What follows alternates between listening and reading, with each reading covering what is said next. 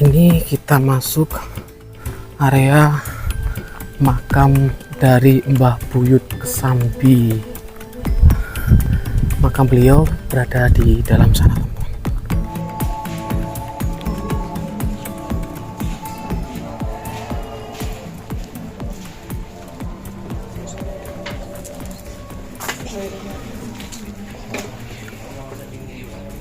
Syekh Abdul Manan yang dikenal dengan Pujuk Kosambi. Kenapa dijuluki Buyut Kesambi? Karena beliau bertapa selama 40 tahun di bawah pohon kesambi. Dan konon katanya saking lamanya selama 40 tahun sampai seluruh tubuhnya dililit akar pohon. Dalam suatu hari ada perempuan, waktu itu mungkin perempuan itu mencari kayu atau mencari rumput untuk makan sapi. Itu mendengar ada sebutan zikir la ilaha illallah, la ilaha illallah. Gak terlalu lirih gitu ya, pelan. Iya pelan. Terus dicari sama perempuan yang kok ada bunyi orang zikir di mana. Ternyata ada kelihatan sama orang yang mencari kayu, yang perempuan itu orang terlilit itu akar. Jadi kaget lah gitu. Begitu kaget ditolongnya sama perempuan itu tadi. Ya. Ditolong sampai beres semua. Dan cerita singkatnya, sang perempuan penolong itu dinikahi katanya sama Buyut Abdul Manan itu yang tirakat 40 tahun di sana. Penjara punya keyakinan kalau minum air ini barokahnya insya Allah dengan izin Allah dapat jodoh gitu, dapat jodoh yang barokah. Jadi kebanyakan penjara itu ngambil barokah dari air ini, dari satunya lagi, terus yang dari belakang ada lagi. Kan ceritanya kan dulu Buyut Kosambi itu kan ditolong sama wanita ya, perempuan ya, yang dililit Akar ya. Sampai pada akhirnya yang nolong itu jadi jodohnya beliau Pujuk Abdul Manan. Jadi ngambil cerita dari itu, mungkin sebagian penjara punya keyakinan insya Allah dengan izin Allah air ini kan menjadi lantaran. Iya, lantaran. Barokah ya dunia akhirat. Amin Ibu, amin. Ibunya dari mana ini Ibu? Dari Sampang sendiri. Asli Sampang ya. Dekat ya. Ini gratis apa biaya? Terserah sampean. Harus Seikhlasnya. Kan rezeki kita harus sama sodakohnya sesuai. Nanti sama Allah dikasih rezeki, tidak ingat sodakohnya. Amin. Iya Ibu. Minta rezekinya Allah yang banyak biar kita bisa sodakoh banyak. Amin Ibu. Amin. Kalau kita melihat bukti-bukti peradaban di tempat ini teman-teman, batu nisan yang masih bisa kita baca dari berbagai jirat ya. Nah seperti ini teman-teman, pemakaman ini masih di bawah lingkup atau di bawah dari Mbah Buyut Kesambi. Ini makam yang pertama kali saya melihat ya, ada ukiran yang sebagus ini ya, sulur-sulurnya terlihat. Ini sangat tua sekali teman-teman, karena ininya sudah awus ya. Nah teman-teman, di area belakang dari makam Mbah Buyut Kesambi masih kita dapati lagi ya makam-makam kuno yang jiratnya masih terlihat gitu teman-teman. Masya Allah ya. Entah ini makam dari siapa, saya belum.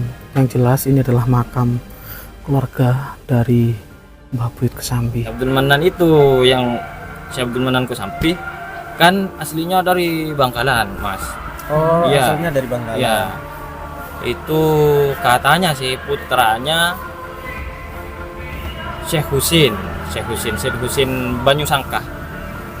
Yang Banyu Sangka itu putranya Sunan Bonang. Tahu siapa namanya Sunan Bonang? Pokoknya putra Sunan Bonang, dan Sunan Bonang katanya putra Sunan Ampel, Raden Ahmad Sunan Ampel. Berarti beliau masih turunan wali. Iya, dari keturunan Wali Songo termasuknya itu. Syekh Husin Banyu Sangka Bangkalan punya putra 2, Syekh Abdurrahman Pire ada di Sampang Utara di Pantura, Mas. Iya. Syekh Abdurrahman Pire, Syekh Abdul Manan Kesambi. Dan yang ini, yang Syekh Abdul Manan Kesambi ini punya putra Syekh Besania. Itu katanya Syekh Besania itu, Mas, yang anu, Mas, yang pada zamannya aulia besar di zaman di waktu itu, era ya? itu ya. Iya. Syekh Besania punya putra Syekh Suadi yang dijuluki Syekh Abu Samsuddin. Yang paling keramat sekarang itu yang Syekh Abu Samsuddin itu, yang dipanggil Pujuk Latong kalau di sini. Kekeramatan beliau apa? Kekeramatan beliau itu masyhur kalau di sini, Mas. Iya. Itu dari Amit, Mas, ya. Dari dada beliau keluar pancaran cahaya, Mas. Keluar Cahaya luar biasa. Sampai orang-orang yang melihat cahaya itu silau, sampai pingsan. Ada yang kurang tahu benar itu benar enggaknya ya. Iya. Bahkan ada yang dulu yang sampai meninggal saking silaunya keluar cahaya yang keluar dari dada beliau. Saudaraku semuanya, saat ini saya sudah berada di dalam kompleks area Mbah Buyut Batu Ampar, dan di sini teman-teman ya masih ada kediaman dari beliau, Mbah Buyut Syekh Damanhuri ya. Mbah Buyut Syekh Damanhuri, kediaman dari beliau masih ada sampai saat ini, teman-teman. Keturunan ketiga dari Mbah Buyut Batu Ampar. Masya Allah, kita masih bisa melihat salah satu peninggalan dari leluhur ya, karena ini cikal bakal Syekh Damanhuri. Iya, kediaman dari Syekh Damanhuri, keturunan ketiga dari Mbah Batu Ampar atau Pujuk Latong. iya, atau Pujuk Latong, Kang. Jadi kita masih bisa melihat sampai saat ini ya. kokoh ya. Kokoh ini dari kayu jati nih, Kang, yang jelas, Kang. Dan ini kalau saya lihat dari papan semua. Iya, Dari kayu semua. dari kayu semua, Kang, dari kayu jati semua. Ukirannya masih apa ya, masih terlihat ukiran kuno ya, meskipun kurang apa ya, bukan kurang ya, ini memang ukiran kuno gitu, Kang. Jadi terlihat jelas ya, polanya bagus ya, 2 pintu. Syekh Damanhuri. Rumah kuno dari anak cucu dari Pujuk Batu Ampar atau Mbah Batu Ampar, Pujuk Latong. Ya, Mbah Pujuk Batu Ampar. Dan di sini saya tidak tahu ya, teman-teman ya, ini rumah dari siapa. Yang jelas di sini ada beberapa foto, ada tulisan keluarga besar Mbah Batu Ampar. Keluarga besar Batu Ampar.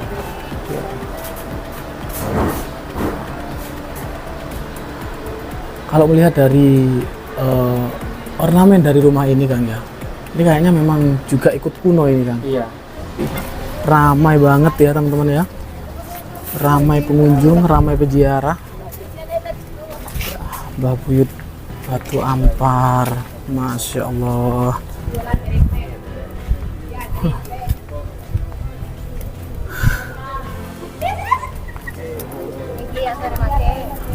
Di situ ada keterangan, teman-teman ya. Selamat datang di Pesarian Batu Ampar.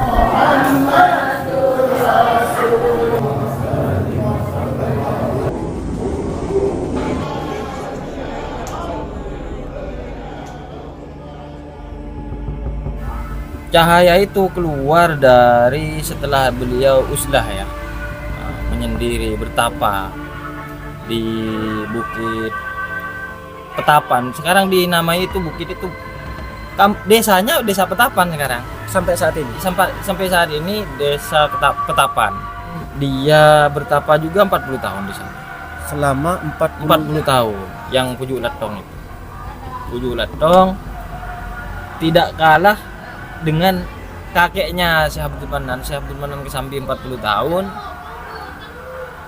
Pujuk Latong itu 40 tahun juga yang tirakat di sana.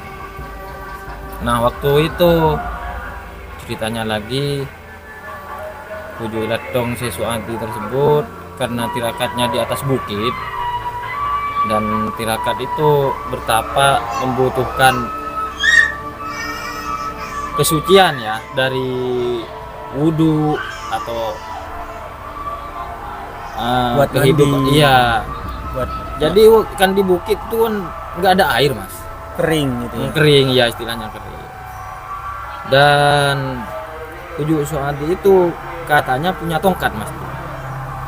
Jadi turun beliau ke bawah karena itu di atas bukit, lalu ditancapkan tongkatnya itu di Desa Aing Nyono, di kampung Aing Nyono sampai sekarang. Nah itu kan ditancapkan lalu keluar air mas, tongkatnya. Setelah ditancapkan keluar air, beliau langsung bicara ke air itu, wahai air, ayo ikut saya ke tempat uzlah saya, ikut saya membantu saya uzlah di Bukit Petapan. Dari bawah air itu ikut jejaknya Syekh Suadi itu, ikut jejaknya Syekh Abu Samsuddin, Suadi Abu Samsuddin itu. Terus sampai ke atas bukit. Itu kan kalau di sini kan jarang ya, mungkin di tempat Mas saja mungkin nggak ada air yang mengalir ke atas gitu ya. biasanya air kan Melawan gravitasi begitu. iya betul ya. Jadi ikutlah air itu ke tempat pertapaan Pujuk Suadi Abu Samsuddin yang dijuluki Pujuk Latong. Sampai sekarang ada mas airnya itu. Sumber air itu lewat di bawah tanah, di bawah jalan. Ada pasar di sana, pasar yang Nyono. Itu di bawahnya itu kalau sekarang menggali atau ngebur, keluarnya deras mas, dari sumber itu. Dari sumber itu. Oh, yang dijuluki Aing Nyono itu ya itu mas. Iya itu Aing Nyono. Itu mas sempat sama warga ditutup, ceritanya ya, sama warga ditutup karena khawatir kalau nggak ditutup itu terjadi banjir di kampung itu. Jadi ditutup, jalurnya dipisah-pisah sehingga menjadi air kebutuhan warga di bawah, nggak sampai ke atas gitu. Setelah musim kemarau panjang, air itu sempat nggak keluar lagi mas. Terhenti. Iya terhenti. Jadi warga sekitar ada para masyayikh mungkin mengadakan khatmil Quran. Setelah khatmil Quran, air itu keluar lagi. Sumber lagi. Iya, normal lagi.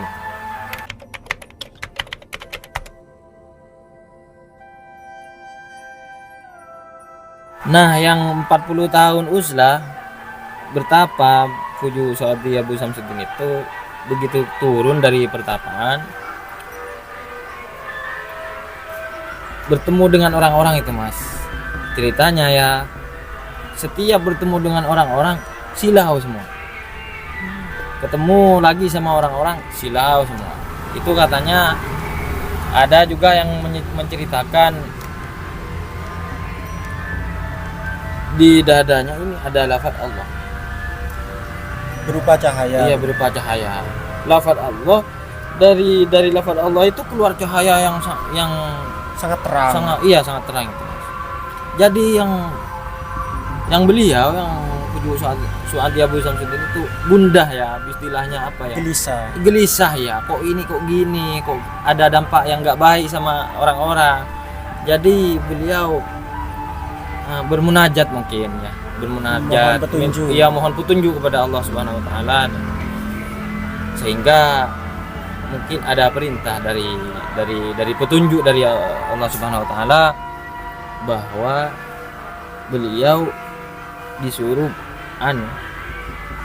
mengambil kotoran sapi. Iya, kotoran apa? Kalau di sini celatong namanya Iya. mas.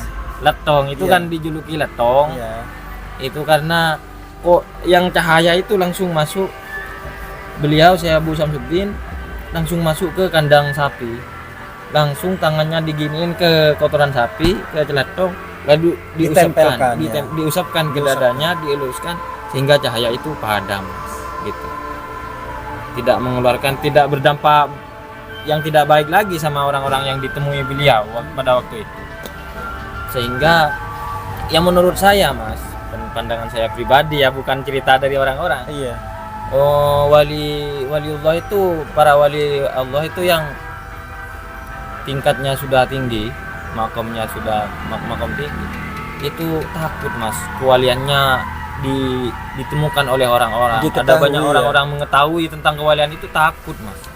Takutnya apa? Mungkin kalau pandangan saya ya, mungkin takut mentalnya nggak kuat sehingga ada ria atau apa gitu. Kan Takut itu sombong iya gitu berdampak buruk sama Iya. sama Kemurnian itu, iya. hati begitu ya. Jadi ya ditutuplah cahaya itu, Mas. Dan itu menurut yang saya tahu, Syekh Abu Samsuddin Hujulatong itu punya putra Syekh Samsuddin tertua. Itu yang banyak santrinya, Mas, katanya. Punya pondok. Iya, punya pesantren dulu. Iya. Sampai sekarang langgarnya masih ada, Mas. Langgar beliau. Dari asal gitu, Mas. Iya, dari asal memang permanen itu langgarnya beliau. Cuman ada kerusakan-kerusakan kecil diperbarui ya. Cuman kalau kayunya kayu beliau. Ada di sini, di Beruk namanya. Itu tempat ngaji beliau, tempat beliau bermunajat. Syekh Abu Samsuddin. Dan juga Syekh Abu Samsuddin, katanya sih, saya pernah ketemu sama zuriatnya beliau ya, keturunan beliau. Itu banyak karangan kitabnya. Banyak karangan Iya, kitab. banyak karangan kitab. Banyak santri-santrinya, dan santri-santrinya itu dari ulama-ulama besar juga di daerah Madura ini. Cuman ada, kalau yang saya tahu, yang adiknya Syekh Abu Samsuddin itu namanya Syekh Husain. Syekh Husain itu anaknya Pujuk Latong, punya anak lagi Syekh Romli. Syekh Romli sepuh. Syekh Romli sepuh itu yang nyantri ke Syekhuna Holil katanya. Bangkalan. Itu katanya.